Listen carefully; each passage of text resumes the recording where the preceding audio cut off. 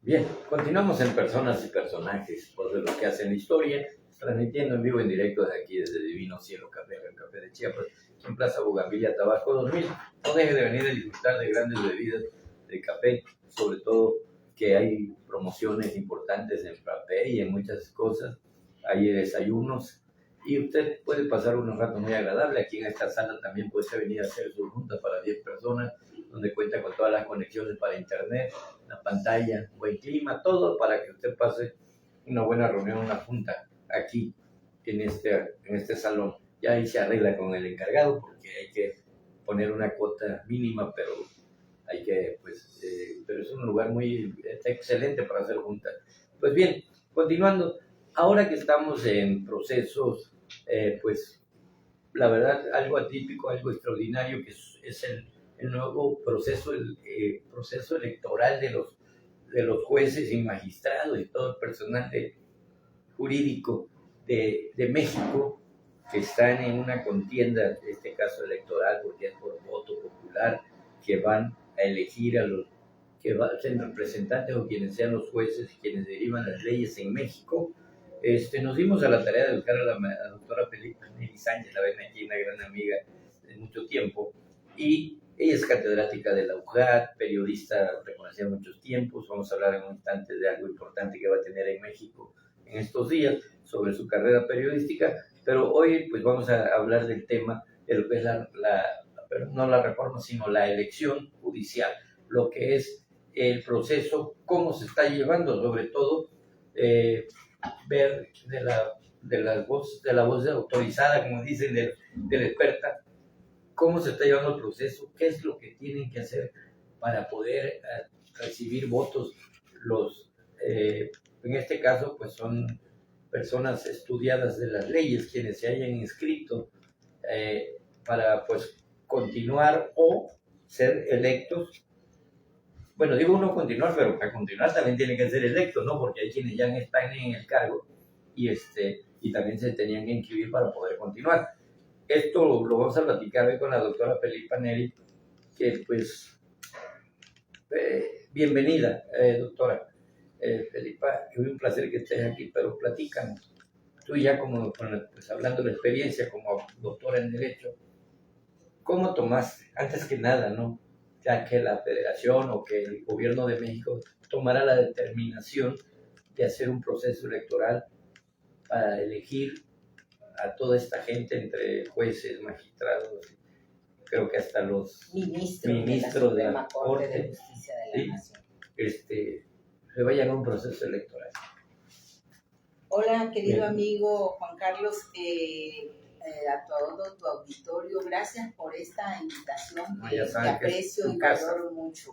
Muchas gracias por invitarme nuevamente a estar aquí contigo.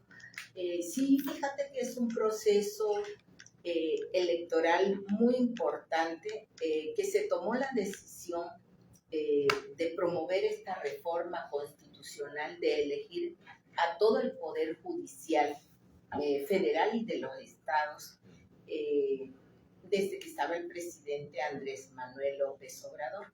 Sí. Y precisamente la reforma constitucional del Poder Judicial se promulga el 15 de septiembre, a 15 días de dejar la presidencia de la República, con este nuevo Congreso que se eligió, donde se tuvo la mayoría absoluta de la Cámara de Diputados y la Cámara de Senadores que conforman el Congreso de la Unión, y entonces se pudo hacer esta mayoría para poder aprobar esta reforma constitucional que permitiera la elección de los miembros del Poder Judicial, porque para hacer una reforma constitucional se requiere el voto de las 2/3 partes, no el 50+1.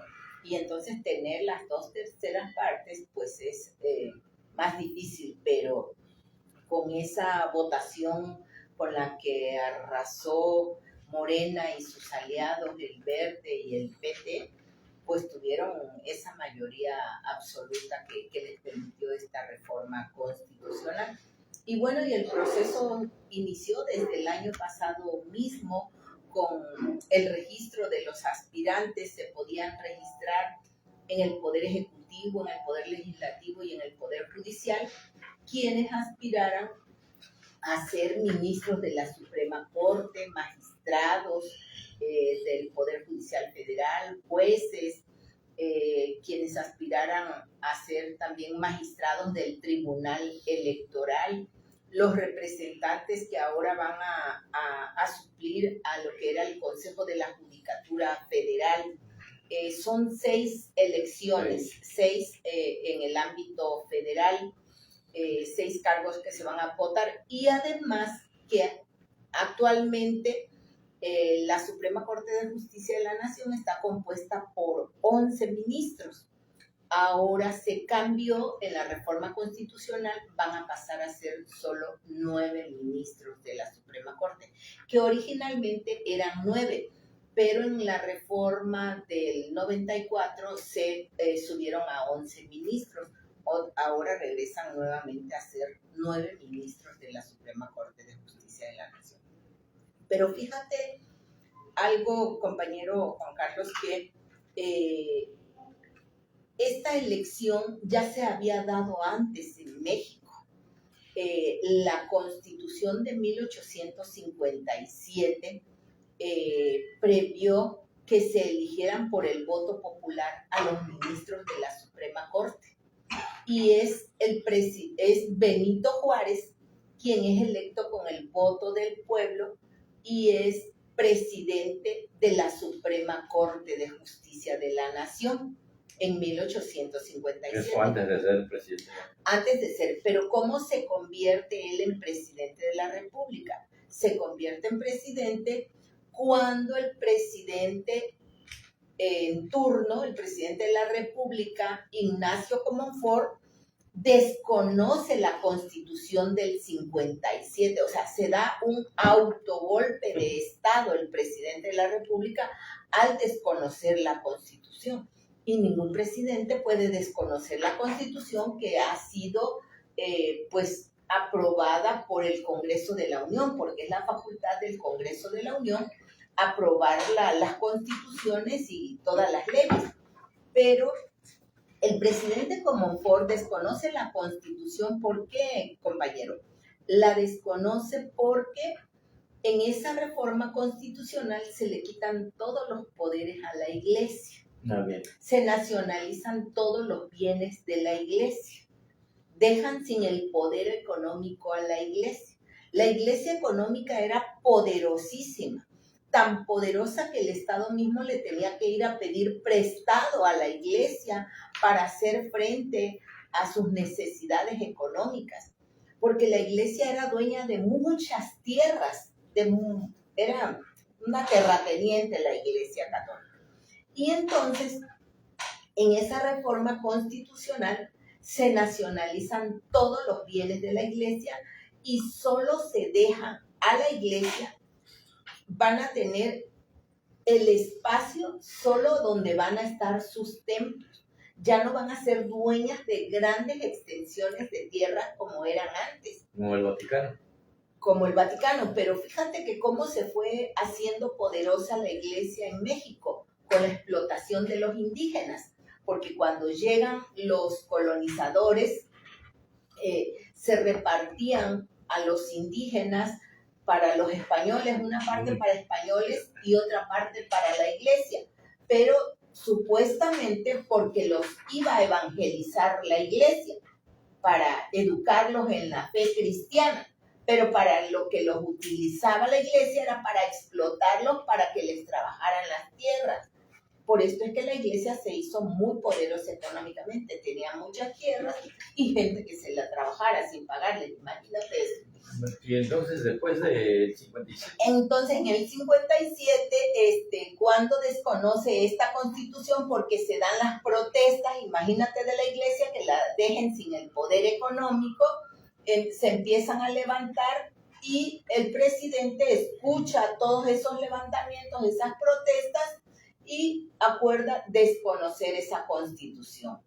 Y entonces el presidente Juárez, porque la Constitución del 57 decía también que a la falta del presidente de la República, el presidente de la Suprema Corte de Justicia se haría cargo del Poder Ejecutivo.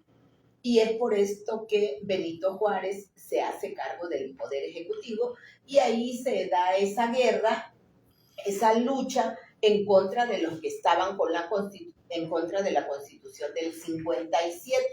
Pero Juárez es uno de los que es electo por el voto popular como presidente de la Suprema Corte de Justicia de la Nación. O sea, ya tenemos antecedentes en el país de la elección de los representantes del Poder Judicial por medio del voto. Después ya no se volvió a hacer esto, porque acuérdate que estuvimos más de 8 años en guerra. El país estuvo en guerra, Juárez estuvo enfrentando esta guerra civil, porque se negaban a reconocer la Constitución del 57. Pero bueno, y fíjate que, ¿por qué se da esta reforma constitucional y este cambio que promueve el presidente Andrés Manuel López Obrador, compañero? Porque es que en el 2018 tuvimos un cambio de régimen constitucional. Es un cambio de régimen, de gobierno. No es un cambio solo de presidente de la República. Dice el artículo 39 de la Constitución que la soberanía reside en el pueblo y es el que decide su forma de gobierno. Y nosotros veníamos trayendo una forma de gobierno, si bien un gobierno republicano, un poder ejecutivo, legislativo y judicial, era un gobierno con tendencias neoliberales. ¿Has escuchado hablar de gobiernos neoliberales? Pero mientras la democracia, ¿no? Con el voto. Es una democracia, pero la tendencia es neoliberal. ¿Qué significa en estos gobiernos neoliberales? Que existe una libre competencia, que no hay estos apoyos sociales. Los apoyos dicen que en estos gobiernos neoliberales debe haber absoluto respeto a las libertades, sobre todo la libertad de comercio, y que cada quien salga adelante como pueda, ¿sí? Teniendo libertades, dicen que todos pueden salir adelante. Eso es lo que pregona el gobierno neoliberal. Sin embargo, en este país han habido mucho abandono de los campesinos y de los indígenas. Acuérdate, el levantamiento armado de 1810 es de los pobres, de los indígenas, que acompañan al cura Hidalgo en este levantamiento para la libertad de la corona española. Son los pobres los que se levantan. Y en 1917 el levantamiento es de los campesinos y de los obreros que se encontraban en una opresión total.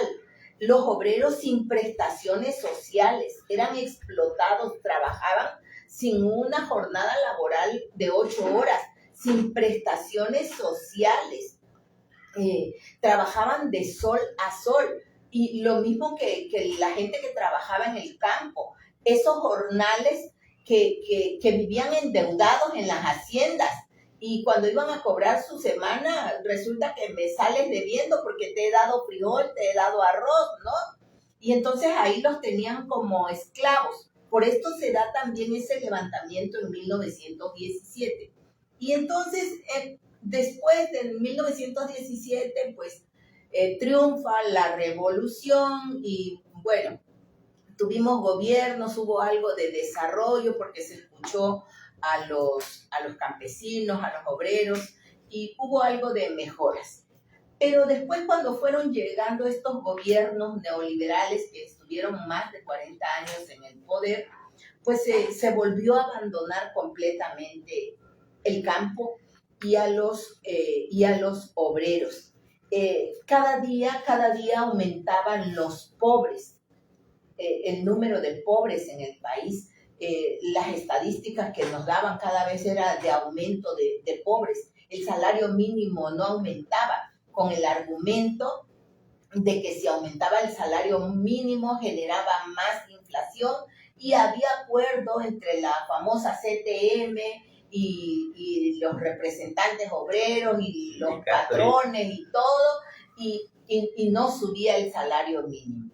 Entonces, cuando se da un cambio de régimen, porque es un cambio total, el compromiso de Andrés Manuel, precisamente, él viene de esas bases sociales y es un gobierno distinto y entiende que los pobres necesitan apoyos sociales para salir adelante, que no es cierto que todos somos iguales y que podemos salir de igual manera de la pobreza sin apoyos. Como se dijo en 1994, por ejemplo, con Carlos Salinas, cuando firmó el Tratado de Libre Comercio, y dijo, no, ya todos somos iguales, estamos listos para competir con Estados Unidos y Canadá.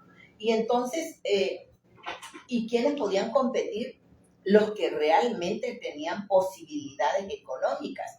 Ahora vemos con este tratado. Bueno, entonces, entre los cambios que se tienen que dar, se dan cambios en el poder ejecutivo, se dan cambios en el poder legislativo, pero no habían cambios en el poder judicial. Incluso el presidente Andrés Manuel promulga y reforma la Constitución para que nadie gane más que el presidente de la República y los ministros de la Suprema Corte de Justicia de la Nación y esos representantes de los órganos constitucionales autónomos tenían sueldos millonarísimos, compañeros. Era una grosería, una ofensa al pueblo. Yo digo que era un robo así como despoblado, porque no es posible que los ministros con sueldos de más de 300,000 pesos mensuales, con Suburban, con Chef, todo se vio, toda la canonjía que tenían. Todo lo que tenían. Bueno, esto es, y bueno, y mucha corrupción, ¿no? Esto es un tema de que, por ejemplo, al momento de llegar, no, perdón por elección popular, y uno se pone a pensar, bueno, las campañas políticas son de despensas, son de afectos, son del otro, pero también es una forma de promesas, de proyectos o propuestas de campaña de un candidato a que va a dirigir un pueblo, un municipio, un algo. Pero aquí, la oferta de los aspirantes a los cargos de elección popular del Poder Judicial, ¿qué ofrece? ¿Qué ofrecen? Ser un juez que te escuche, ser un juez humanista, un juez que te atienda.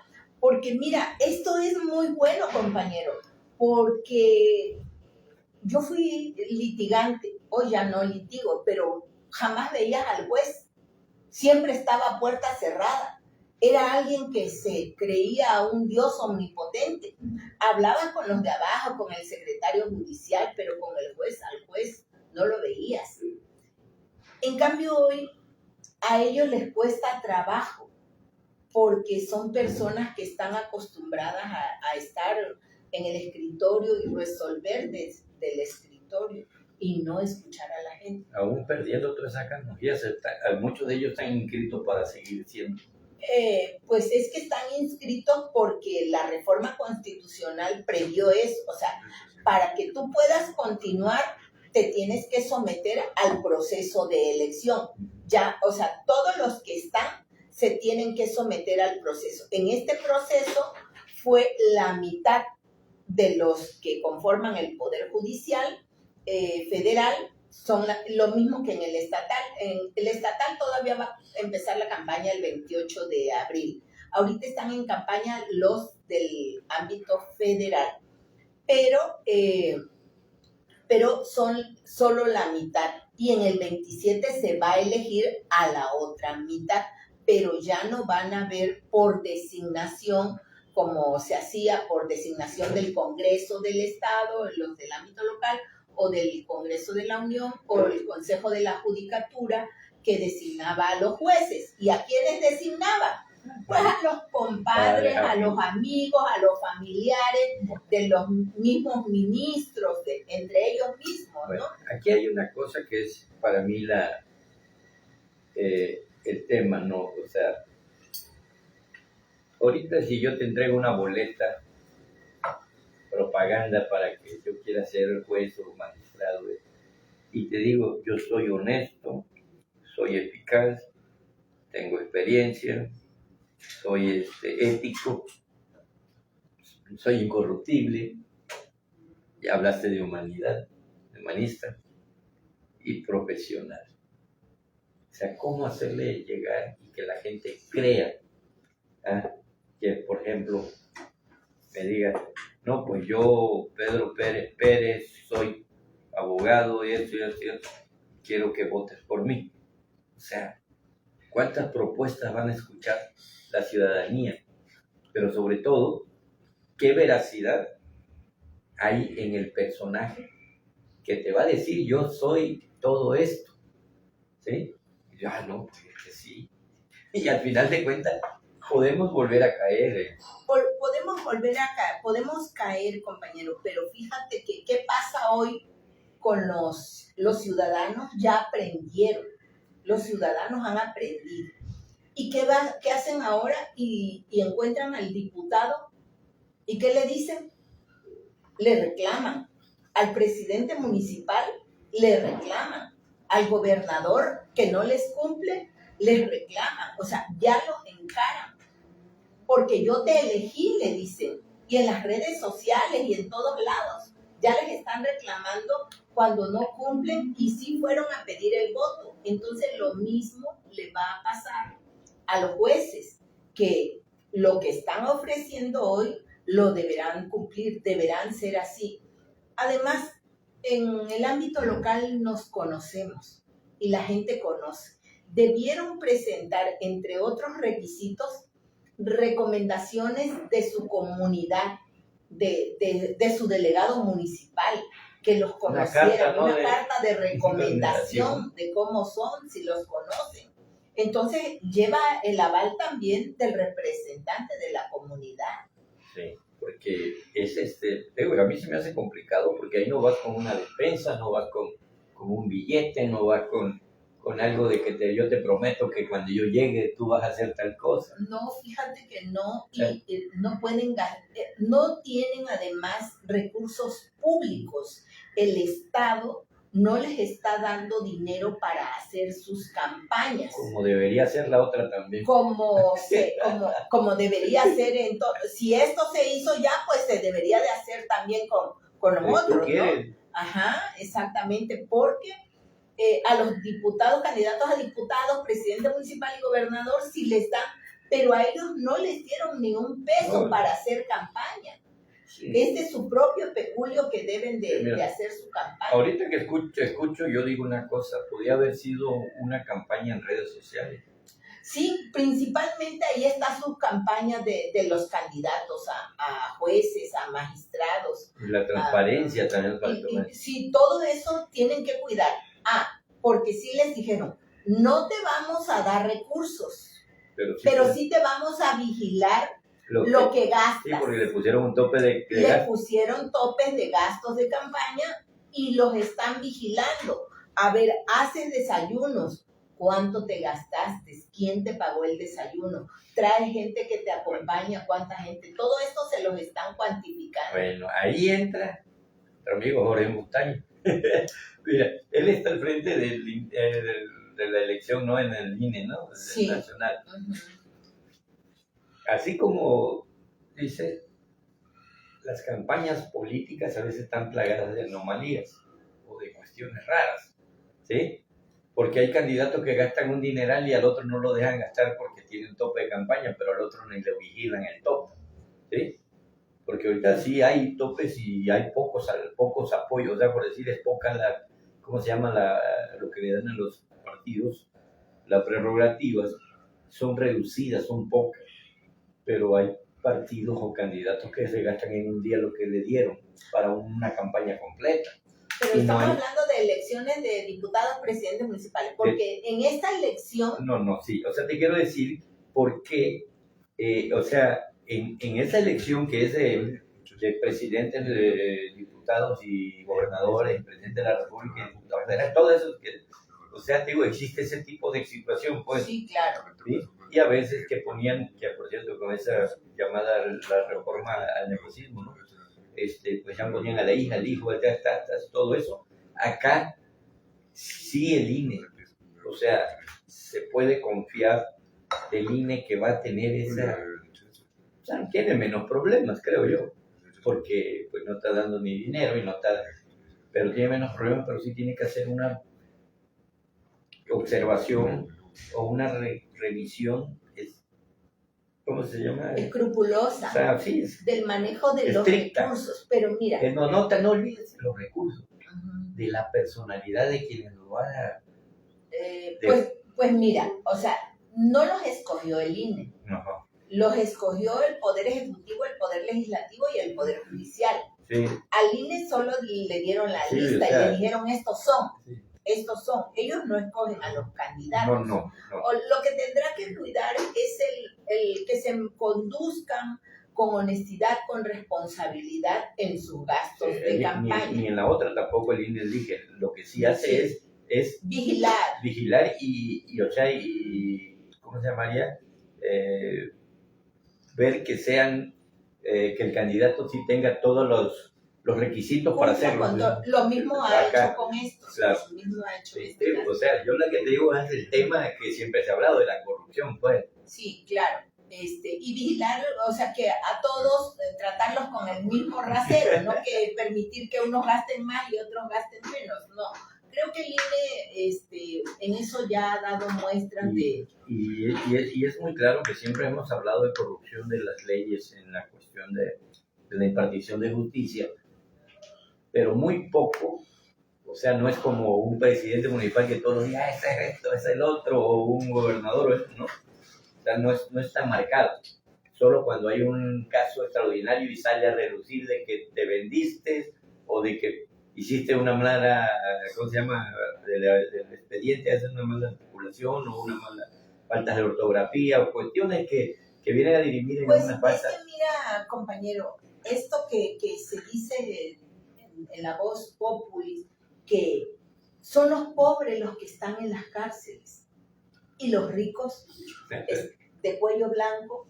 O sea, mira todo esto estos litigios y que tanto tardan, de los que no pagan los impuestos, millonarísimos que no pagan impuestos al país, mientras que los que somos asalariados sí pagamos nuestros impuestos y los grandes empresarios no pagan sus impuestos. ¿Cuándo empezó la campaña? El 30 de marzo pasado, el pasado domingo inició la campaña. Estamos hablando de 3 meses. No, 2 meses.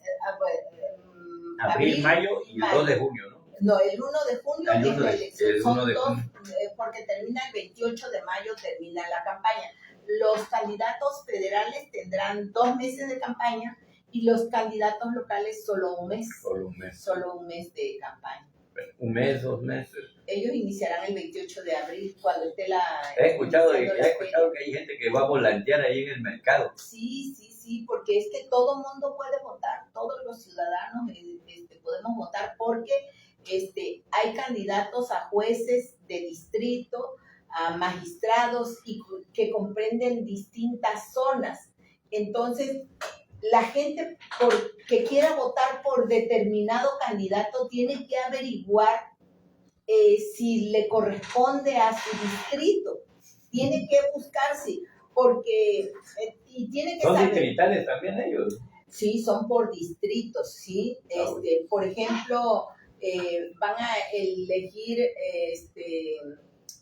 magistrados de las salas regionales del Tribunal Electoral.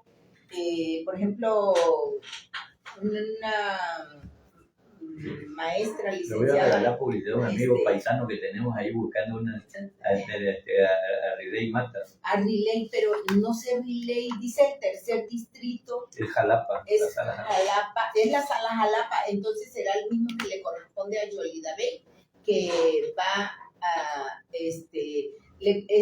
Chiapas, Tabasco, sí, creo que es la zona de acá del sureste. Yucatán, Campeche, Quintana Roo. Entonces, imagínate hacer campaña por todos esos estados. Toda la República. Aparte de la República del Sureste, que es grandísimo también. Entonces, tienen que saber a quiénes les corresponde votar. Ahora, por ministros de la... ¿Y Yoli Bey tiene que renunciar a algo? ¿O no está? No se les pidió a nadie que renunciara. Podían seguir en sus cargos. Sí, porque hoy escuché la renuncia de uno. ¿Renunció a seguir siendo candidato o a un cargo que tenía? Bueno, quizá quiere dedicarse a la campaña de tiempo completo. ¿De dónde? ¿De aquí? Pues de hecho lo subió al Congreso, la renuncia hoy. ¿De aquí? Sí, de aquí. ¿Diputado? No, ¿Al Congreso? no, un magistrado o algún personaje de la judicatura, porque lo tuvieron, ese me fue el nombre de la Mora, creo, algo así de apellido, pero pues renunció, porque creo que está compitiendo para... Bueno, a lo mejor se quieren dedicar de tiempo completo a la campaña porque la verdad, si les comprende tanto territorio que tienen que recorrer, no les alcanza el tiempo, o sea, con 2 meses no les alcanza para visitar. De hecho, tengo pendiente por ahí una entrevista con este amigo de Relay, pero pues va a venir a Tabasco, faltan muchos días para que venga por estos rumbos. Sí, porque les corresponde varios estados, recorrer varios estados del país, porque son magistrados regionales de la Sala Jalapa. Bueno, ¿y tú por qué no participas? Ay, no, yo jamás he aspirado a ser juez y magistrado, nunca. Fíjate que yo estudié la maestría y el doctorado con compañeras que ya eran juezas del Poder Judicial del Estado, y yo las veía agobiadas, unas que se querían embarazar y no podían, vivían con mucho estrés, se tenían que llevar el trabajo a su casa. Es una carga de trabajo bastante extenuante, bueno, las que tienen en el Poder Judicial. Ahora, desde el punto de vista de la elección. A mí me parece bien que se elijan por el voto popular y que sea el pueblo el que los designe. Me parece bien. La primera, a ver, dime, porque te iba a preguntar algo ahí sobre la primera insaculación, que son los candidatos. Ya ves que se inscribieron muchos. Ajá. E hicieron una depuración para dejar a los que ahora son los aspirantes. Sí, porque se inscribieron casi 50,000, se inscribieron.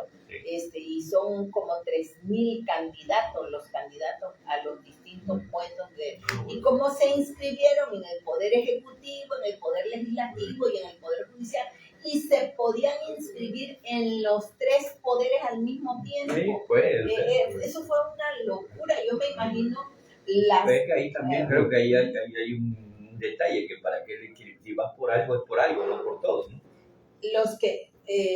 Yo me imagino el trabajo de los comités que seleccionaron a los candidatos idóneos, a los que escogieron. O sea, no debe haber sido un trabajo no tan fácil, ¿no? Bueno, para mí lo más difícil va a ser el día de la elección.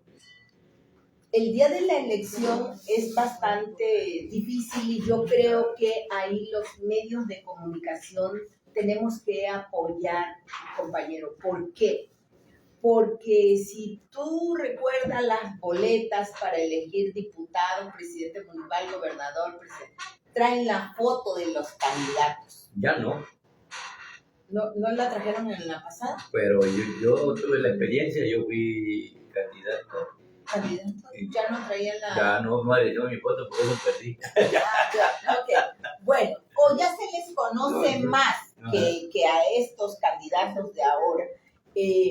Entonces, aquí está bastante penoso, digo yo, para ellos, porque como se inscribieron muchos, entonces el listado es bastante grande. Y de un lado van todos los nombres de las mujeres candidatas. Y del otro lado van los nombres de los hombres, de los varones candidatos. Y de un lado tienen el poder que los postula. el poder ejecutivo o el poder legislativo o el poder judicial. Y además traen un número, el número 1, el número 2, 3, 4, 5, 6, 7, 8, 9. Y acá arriba traen unos cuadritos. Ese va a ser, ahí va a estar tu voto. Si tú quieres votar por el número 8, allá arriba, entonces acá vas a poner el número 8, pero aquí vas a buscar, si es rosado, le vas a poner en el 8, el rosado, porque las boletas vienen por colores. Imagínate que la otra anda más tranquila y hay un problema con los capacitados, ¿sí? Con la capacitación, y ahora ni tiempo creo que les dé para una capacitación a este tipo de proceso. No, y además, o sea, como traen muchos nombres, la gente que apenas sabe medio leer, o sea, se les tiene que capacitar, se tiene que hablar mucho y tiene que ser a través de los medios de comunicación. Ahora hay una controversia porque el Instituto Nacional Electoral resolvió que no puede nadie promover la elección. Yo creo que no sé si el Poder Ejecutivo era o el Poder Legislativo estaban haciendo anuncios en la televisión y en la radio para promover la elección, que la gente vaya a votar, que es un trabajo que le corresponde al INE. Entonces el INE resolvió que nadie puede promocionar la elección más que el INE.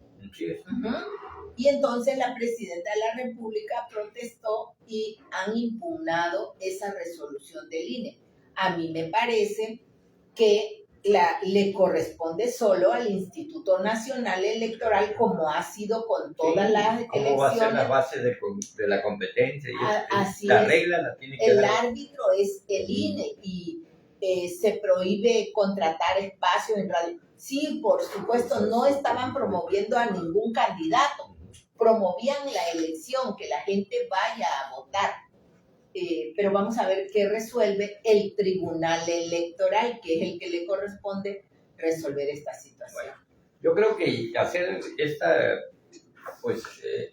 parte de la democrática, o esta parte bueno, es democracia, ¿no? Darle participación al pueblo, ¿no? Así es. En este tema, yo creo que es para que lleguemos a un tema que dice: el pueblo elige el gobierno que quiere o que se merece, ¿no? Que se merece, sí. Pues aquí vamos a elegir también a los jueces, magistrados de todos los 6 cargos. Sí, ministros, magistrados, jueces de distritos y luego los locales también. Entonces, pues también fíjense bien, porque después no vale quejarse, ¿sí? Después andamos quejándonos de que elegimos a alguien que ya no es lo que creíamos, ¿no? Porque no lo conocemos bien. Sí, en la página precisamente del Instituto Nacional Electoral ha subido ahí todo el currículum de cada uno de los aspirantes, pero también nos podemos informar con los vecinos, a ver quién es, la conocen, cómo es como vecina, cómo te trata. Mira, aquí hay un problema que te voy a decir una cosa, y con todo respeto, para que en campaña los políticos hasta por debajo de las piedras buscan el voto. Estos no van a tener la oportunidad para eso. No, ¿sí? Porque... Y aquellos acarreos, ni eso, nada de eso que parece que sucede en las otras. ¿Ah? Entonces, yo lo que, y tú tienes toda la razón, los medios de comunicación, las redes sociales, todo lo que tiene que ver, para llevar información a todo México y hasta las comunidades más recónditas, porque hay gente campesina que no va a entender, con todo respeto. Así es, pero con el nombre de la persona, que averigüen a quién le corresponde en su lugar, por quién sí puede votar, y que averigüen quiénes son los candidatos, que se informen. Sí, eso sí. Hoy, y en Tabasco, sobre todo, la gente está muy politizada, y la gente del campo. Es importantísimo, porque a veces hay gente que comete un delito imprudencial o algo que cree que no es un delito, y la justicia llega hasta los lugares. O sea, no la justicia, llega la ley y te agarra. La justicia ya después se dirime, es donde tienen que ver estos personajes y a veces no sale tan bien, o sea, que precisamente por eso es esta modificación, por eso para que sean personas sensibles y humanas y que no sigan llevando a la cárcel solo a los que se robaron una gallina y era porque no tenían trabajo, porque tenían, y a los de cuello blanco, a los millonarios, o sea, sí se arreglan con ellos y los dejan en libertad. Bueno, esos son temas que nunca acaban. Y el tema, y aquí que la hora se nos va a terminar, y yo quiero que me comentes algo, tú vas por un reconocimiento a México antes de despedir, no vamos a dejar por un lado ya lo de la reforma, porque la verdad que es amplio el tema, yo creo que necesitamos mucho tiempo y tenemos que ser constantes e insistentes con la gente para que pueda tener una buena información y conocer bien lo que es la elección judicial. Sí, pero por el tiempo yo quisiera que me platiques rápido, te vas por un reconocimiento. Sí, es un reconocimiento a la trayectoria como periodista, más de 40 años de ser periodista, y una organización nacional de periodistas nos va a entregar, no solo a mí, sino a varios periodistas de todo el país, un reconocimiento. Entre ellos va también el compañero Juan René Colorado Sosa. Me pasó y le pido mil disculpas y le deseo mucho éxito. Durante muchos años se desempeñó en el periódico Presente, entonces por allá vamos a estar en el Senado de la República, pero en el antiguo, en la Jicotenca, en la casona de Jicotenca, ahí va a ser la entrega de reconocimiento el próximo lunes. No tiene que ver con el Senado. No es el Senado, no es el Senado de la República, es una organización de periodistas. Perfecto. Entonces, y ahí por allá el día 7 dicen. El lunes 7, allá vamos a estar el lunes. Mira 7. Nada más. Bueno, que eso siempre es digno de reconocer y sobre todo hay personas con todo el palmarés que tienen, tanto René como tú, yo creo que es una excelente elección y que pongan el nombre de todas las análisis. Sí, había que postularse, nos pidieron que nos postuláramos y ya, o sea, iban a evaluar la trayectoria y todo, y sí nos informaron que sí, que somos objetos de recibir ese reconocimiento, que nos da mucho gusto y nos honra mucho. Doctora, un placer. Muchas gracias. Muchas gracias por la invitación, amigo. Ya sabes, cuando gustes y cada que sea necesario te vamos a buscar. Pues yo digo que tenemos que promover mucho esta reforma judicial, este proceso electoral, que la gente vote, que la gente participe, que tome las decisiones, porque mira, algo muy importante, la gente, muchos no saben cuándo es que todos somos iguales, cuándo nos igualamos, cuando vamos a las urnas, porque el voto vale lo mismo. El voto del campesino y el voto claro. Vale lo mismo, se cuenta igual. No porque vaya a votar un millonario, su voto cuenta por 1000 y va un campesino y cuenta por 1, no. El voto cuenta igual, entonces por eso no debemos dejar de participar. Pero parece que todo ese montón de cosas, parece que nomás le echamos la bolsa de uno.